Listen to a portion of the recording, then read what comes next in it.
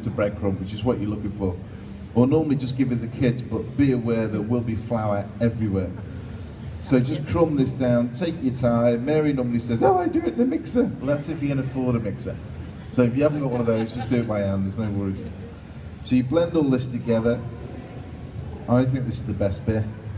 My dad always said to me, use your hands, son, get your hands in there, because it's the only way you remember what it feels like. It's all good and well feeling quite remote in a mixer. But when you're doing anything in a mixer, the problem is if that mixer breaks down, you're lost. So if you do it by hand, you've got a good idea, your memory that goes through your hands saying that's what it should feel like. That's what it's all about. Did you see the Aston Martin programme I did? Yeah, brilliant. Oh, I can't believe you missed that. Oh, brilliant. I was like a kid in a toy shop. It's on again tonight actually on BBC Two at 7 o'clock. And basically it was I've driven Astons for 5 years or something now. And I was approached by Aston Martin last year to test drive their race car. And I said, yeah, okay, I'll do that. Who wouldn't? I mean, I'm a Scouser. So I said, yeah, absolutely. So I managed to jump in this race car, this Aston Martin GT4 race car. Cool. Took it out. Darren Turner was the guy who taught me. He's a WEC champion, world endurance champion. Great guy. And then he obviously blew sunshine over to the owner of the car, the Aston Martin Works team, and they offered me a drive for this year. So I got my license, did 7 races this year, 8 races this year, and ended up driving at Le Mans as well, which was pretty incredible. But the program is all about Aston Martin, so I was getting paid to do this, and I woke up in the morning. They said, "Oh, Paul, we need you to go up to London to meet Stirling Moss." So, okay, I met John Surtees last year, who became a good friend of mine. So I caught up with Stirling Moss. Ended up going then on to meet it was a racing course near Bicester, where I drove the DDR1 that came second in Le Mans in 1959, £25 million with the car, which then crashed last week, apparently, the press was saying. The car I drove, I did give back in one piece without a scratch on it, but apparently it was crashed last week, £25 million worth of Aston Martin. I did cry a little bit, but they'll fix it, it'll be fine. And then I ended up going across to the Bonds Spectre studio. And then I went to a location where I drove the DB10, which was used in the film Spectre, which is coming out later this month. And that was incredible. I was in the car that Daniel was driving. But he's quite a handy driver, apparently. He's been taught by the old Stig, Ben Collins. And apparently he handles it really well. I was in there was 2 cars. One was the Hero car, which has got none of these big gear sticks in it. One was the stunt car, which was sent to Rome to do all this filming in Rome.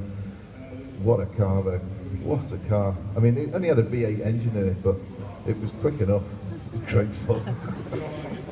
And then I drove the DB5 from Goldfinger as well, which was another one. And I thought, this is brilliant. This is just the BBC, have you got any more ideas? Yeah, I've got one about Lamborghinis actually. Let's go and try them out. But you can see what's happened here. It's just turned straight. It looks like ground almonds because you've got that yellow from the butter mixed with the flour. Now what you need to do is just crack an egg in there, give that a mix in, and this will start to bind the mixture together. You can, if you wish, add a little bit of water, which I will to this, and you begin to push the whole mix together. So add a little bit of cold water, or milk. Now that will be enough to bring this pastry together. Now, making pastry is not difficult. I mean, yes, we're using plain flour. And the reason why we use plain flour is because it's got less gluten in it than a strong flour, like a bread flour. And obviously, the thing is about using this stuff is not to overwork the pastry. It's always, I've said it for years, don't overwork your pastry, all right? So you just literally fold it together. And once you've got that, you end up with a pastry like this, right? Now, that's quite short at the moment, so just give it a couple of turns. You can afford to do this because you never used a mixer, you've done it all by hand. And once you've done that, clean the bench with it. And you end up with a lovely bit of pastry like that, which is great for anything, tarts, pies, use anything for that. But all you do with that is chill that down. So wrap it in a bit of cling film, pop that in the fridge for probably about 10, 20 minutes, just to chill down a little bit. Here's one that has chilled. And this is the one I'm going to use to roll out. So I'll pop that one in there. Now with this pastry, I'm going to make a bit of room. I'm going to line this tart shell. That's a fancy one. Now has anyone got one of these? If you haven't got one of these, we'll go and buy one. There are Paul Hollywood ones on the market, I think. But you get a tart one. If you haven't got a long one, just get a round, it's fine. You can get the same thing. But I think it looks good. So what you want to do is just flatten this down to start with. This is where I was meant to go and see a couple of the bakers from this year start doing demonstrations soon, you know. And they're all really nervous when they start doing demos. Because it's the first time they're in front of a live audience, you know.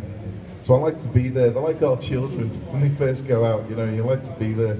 I was at Chetna's first one last year, and I said to Nadia, I'll come along to your first one. Oh, will you? I said, yeah, because this will be funny. I'm trying to find out when that'll be, but I've certainly got to be there.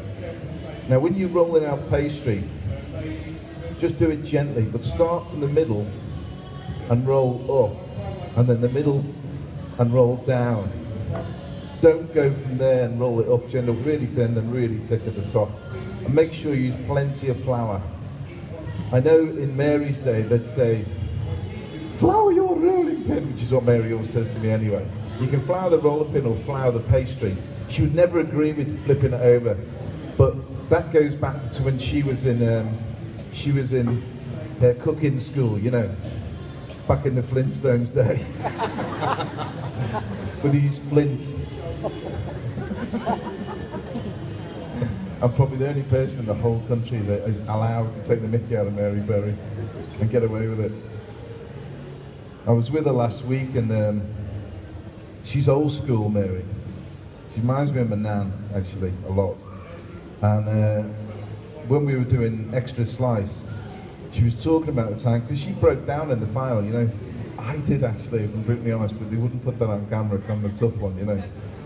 I was a bit like, I've got something in my eye, must be the wind. I just wandered off.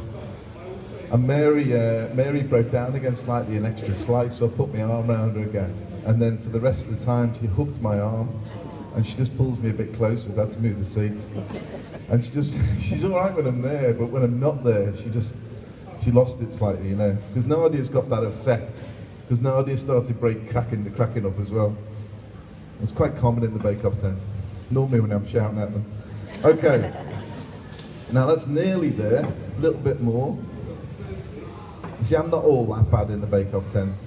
I think Nadia said on Extra Slice, actually, she said, oh, Paul came round the back and gave me a hug, you know.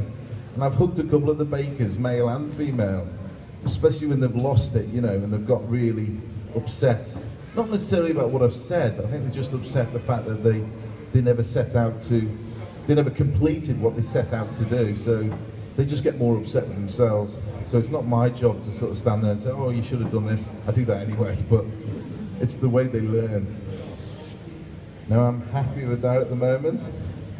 So basically, get your pastry, and then just line the tart case. Oh, it's difficult, this baking lark, isn't it? It is very simple. Listen, if I can do it, anybody can. So just drop all the pastry into there. And any of the extra stuff that's coming sort of on the side, just tear a little bit off. Make sure it's right down into the corners first. Tear off a little bit of pastry there. Make a little ball, then just push it into the corners, especially with these little fluted ones, you know. Just gets right into the corners, go all the way around. We've actually, you know, we do a celebrity one as well. We finished that last week. That is funny. That comes out, I think, normally comes out every year in February, January, February. And we had some great people on there. I hope you like it, you know, because it was a real gas to do it. And I treated them exactly the same as I do with the people on the Real program as well, which shocked them actually. I don't know whether they expected me just to say, oh yeah, that's lovely. If it was rubbish, I tell them it is. I always have been like that. The press are very keen on saying that I've changed. I've always been the same. I've never changed from my professional career to the Bake Off. Now, once you've got that all along the ridges, you can either use your hand or just get a rolling pin, run it across the top, and you end up with a lined tin. See how simple that is? But you've got to make sure it's nice and neat and thin down the bottom. This is what I always have a go at the bakers for, trying to explain to them that you've got to make sure that you get a nice thin bottom. And all I'm doing is just using a knife on the bottom just to allow a bit of air to come through to make sure it's nice and crispy. Get that pastry, you can turn that to tart, you can do anything with that thing. It's beautiful. Now I'm going to concentrate on the actual centre. So this is butter. I'm always worried about when I start with these mixes. See what's going to happen. So it could go anywhere. Now which one's this one?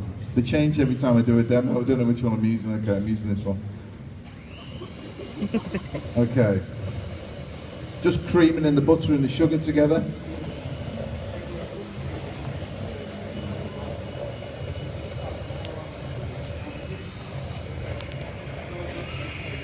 Now I've got 2 eggs to add to this, so I'm just going to crack one. Mary always says, with one hand! I mean, it's not difficult really. But just give that a good mix. If you've got a bit of shell in there, just blitz it all in, you're not even going to notice that. A little bit of texture. Because I'm doing it with my left, I normally do it with my right.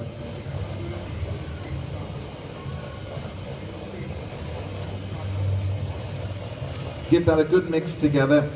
Doesn't matter really if it's split, because one of the tricks you can do, you add a little bit of flour and it brings it all back anyway. So you can either add your flour before you add your last egg, or just blitz all your eggs together and just add a little bit at a time. Now I'll add my flour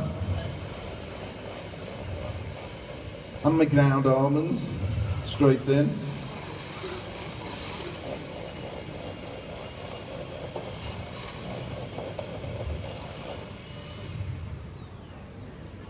And you end up with, this is basically a frangipane. So you've got all the mixture in there, you creamed it all together, you end up with a mixture like that. It goes lumpy like that, mainly because of the ground almonds in there, which you expect it to do.